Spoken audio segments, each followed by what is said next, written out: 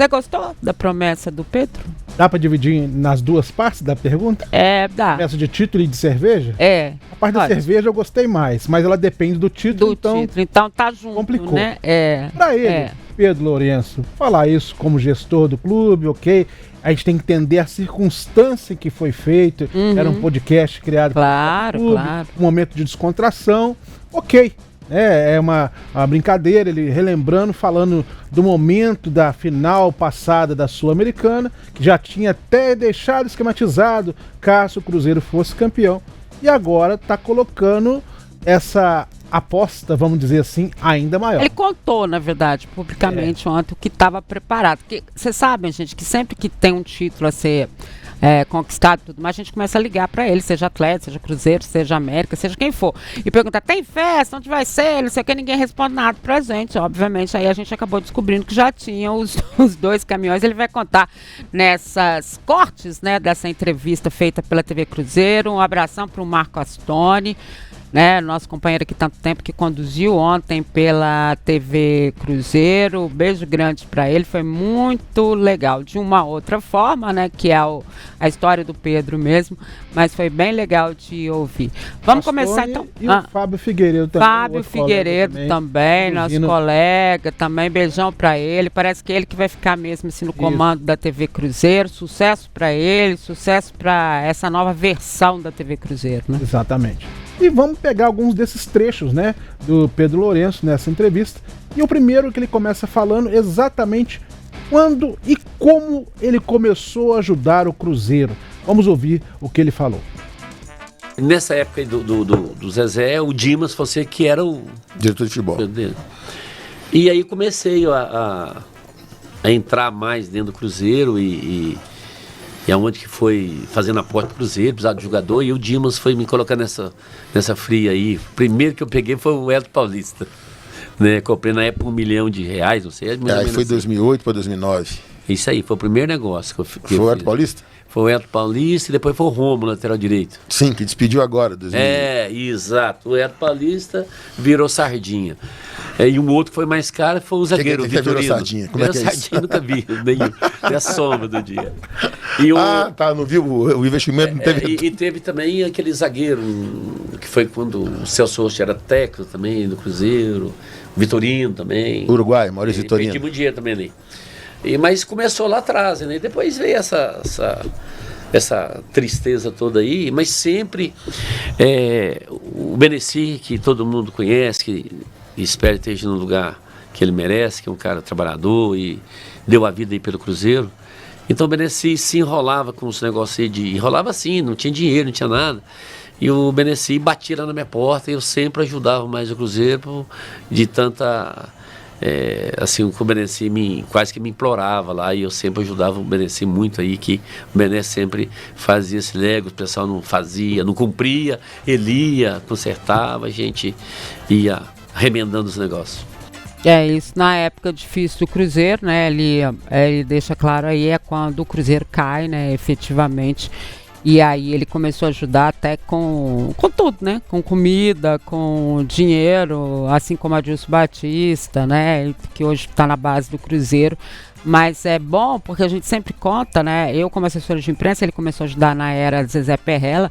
E exatamente, eu era assessora de imprensa e ele já ajudava naquela época. Então, há muito tempo ele já ajudava. Ele relembra o Beneci aí, que era o coordenador, né? O Beneci que fazia as viagens, o Beneci que coordenava toda essa parte logística do Cruzeiro, dentro da toca e fora da toca.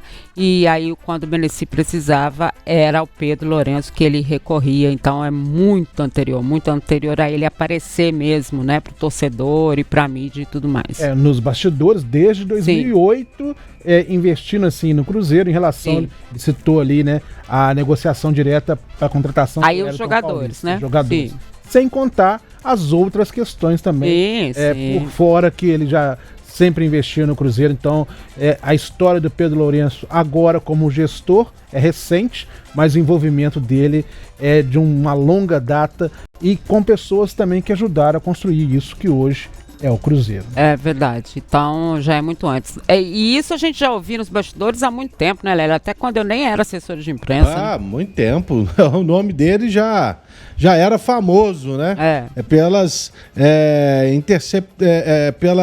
intervenções financeiras que ele já fazia no Cruzeiro. Então, para muita gente pode ser surpresa, mas para a gente não é. E há muito tempo ele é um camarada participativo dentro da história do Cruzeiro Esporte Clube. Agora, o Vitorino, ele olhava para a bola e se machucava, né? Ele era bom zagueiro uruguaio, mas as lesões atrapalharam ele demais aqui no Cruzeiro. Esse Sardinha eu nunca tinha ouvido essa expressão, Daniel. Sardinha também não...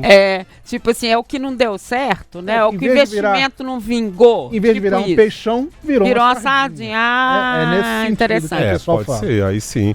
Mas é engraçado, né? Esse nome, Pedro Lourenço, Pedrinho, desde que a gente trabalha na imprensa há muitos anos, né? A gente escuta hoje, claro, né? De uns anos pra cá, a gente escuta mais claramente, mais à frente e tal. Mas sempre surgia esse nome, porque tem um amigo aqui, um empresário, um investidor e tal, e rolava o nome do Pedrinho lá atrás, mas há muito tempo. E a gente não, né? É mais um cruzeirense, empresário que quer ajudar o clube e tal. E aí ele foi aos poucos subindo até virar o dono da SAF. Eu acho que por merecimento mesmo, porque é um grande empresário, né? Totalmente. E hoje está ajudando bastante o Cruzeiro.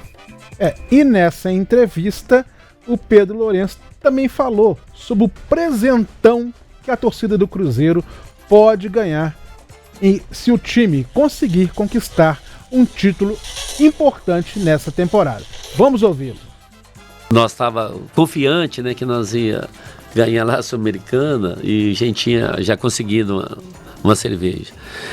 Mas eu já tinha feito o pedido para a Ambev e a Ambev tinha fornecido para nós 2 carretas de cerveja. Né? Bastante latinha. E vai ter de graça, ninguém vai pagar. Mas se nós formos campeão agora, e nós vamos aumentar. Vamos dar 5 carretas de cerveja para o povo beber o dia todo e ficar tonto aí. Mais que dobrou a meta, né? No ano passado seriam 2 carretas, agora ele já falou que vai pedir 5 carretas. O pessoal beber o dia inteiro, ficar doido, chapado, comemorar o Cruzeiro campeão. Esse é o estilo do Pedro Lourenço, né? Claro que muita gente fala, mas que isso, já tá contando vitória antes da hora. Não foi isso. Não é isso. Ele até fala, se acontecer, o ano passado, se acontecer, se esse ano, se vier um título, isso veio até de uma pergunta de um sócio-torcedor que estava fazendo, né? Sobre comemoração, como é que pretendia comemorar, algo parecido com isso, se o Cruzeiro conquistasse algum título. Tá? Então não vale manipulação aí do treco, porque é só C. Apresentão aí, né? Ele coloca a torcida na história mesmo. Sim, ele já criou uma expectativa muito grande no torcedor na apresentação dos jogadores. Isso. Se lembra do Mineirão, Gabigol, Dudu, Eduardo, Bolaça, a turma, Bolaça não tava, né? Mas quem chegou, né? Quem foi contratado e tava aí, foi pro Mineirão lotado. O Pedrinho gosta dessa coisa, né? De ter e eu acho muito legal. A gente se lembra quando o Cássio foi contratado, ele abriu a Toca da Raposa. Há quanto tempo o torcedor não entrava na Toca? E o torcedor foi lá, abraçou o Cássio, tirou foto. Eu acho que falta muito isso. Eu já contei aqui algumas vezes, seleção brasileira, quando veio a Belo Horizonte, eu tava lá cobrindo. Os caras entram lá na pista, lá dentro. O torcedor só quer encostar, tirar uma foto, um autógrafo, cumprimentar o cara. E o Pedrinho faz esse papel. Isso é muito legal, eu gosto desse estilo dele em relação ao torcedor, de prometer as coisas, jogar pra cima, jogar pra galera mesmo. Eu acho bacana esse estilo dele. É um estilo mais simples, né? A gente pode falar assim, Lélio, mais simples e mais direto, né? De se relacionar. Ele não tá muito preocupado, ele fala até, não sei se é na próxima resposta dele, mas ele fala que às vezes as pessoas puxam ele, mas ele dá o jeito dele, que o pessoal fala que ele é bravo e ele acaba dando o jeito dele e se expressa dessa forma sempre, o que pra mim é muito transparente, né? Ele é porque ele é da arquibancada, Odimar. Ele falou que ele é da geral. Da geral, pois é. Então, ele... Sabe, ele é um torcedor que hoje é o dono do clube. Isso. Então, ele pensa também muito com a cabeça do torcedor. Claro. Algumas declarações dele, naquele momento de dificuldade que ainda o Cruzeiro não era SAF, você vai se lembrar.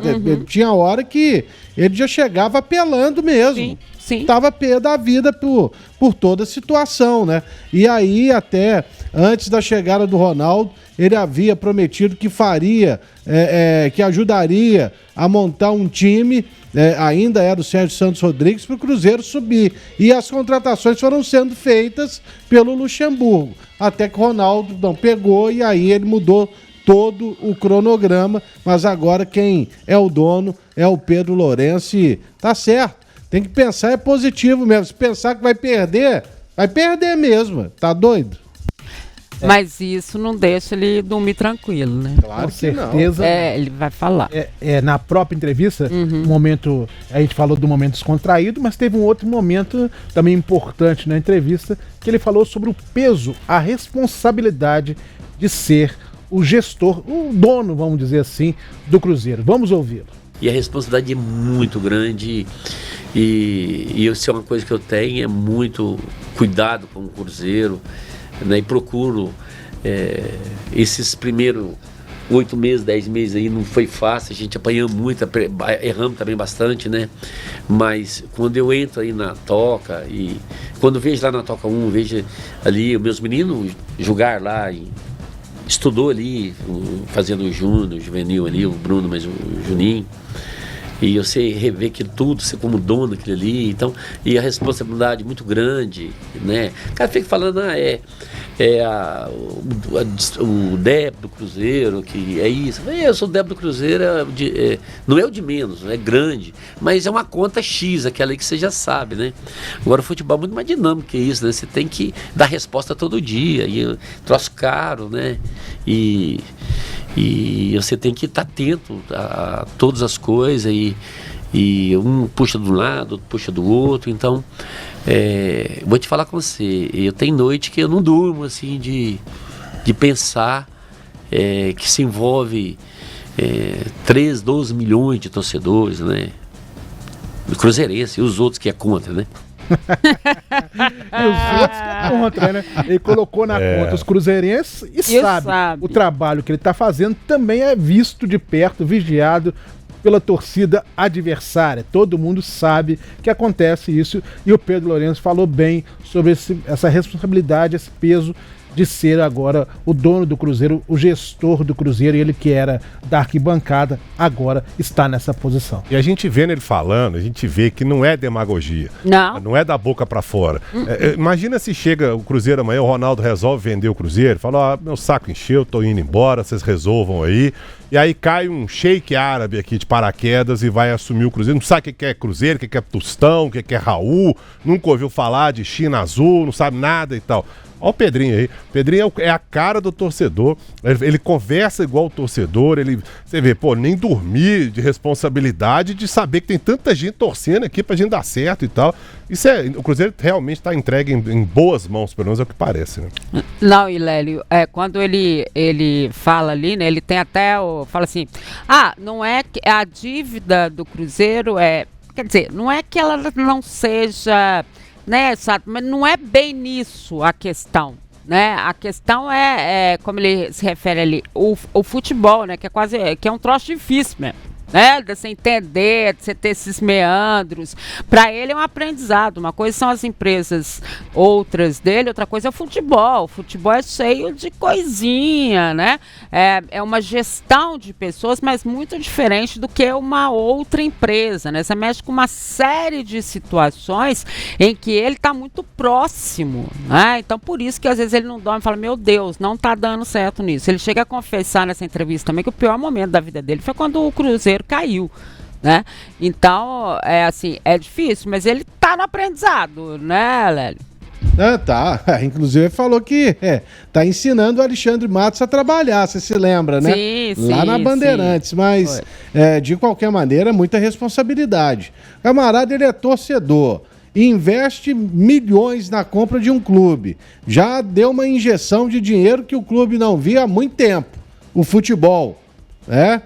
Várias e várias contratações. Por mais que ele tenha, de fato, contratado, neste ano, por exemplo, ali na bucha, o Fabrício Bruno, e o restante veio como oportunidade de negócio, mas tem salário que está em dia e por aí vai. E ano passado ele já tinha, né, feito no meio do ano ali, 150 milhões, se eu não estiver enganado. Sim, que ele gastou. Ele assumiu, né? Quando ele assumiu.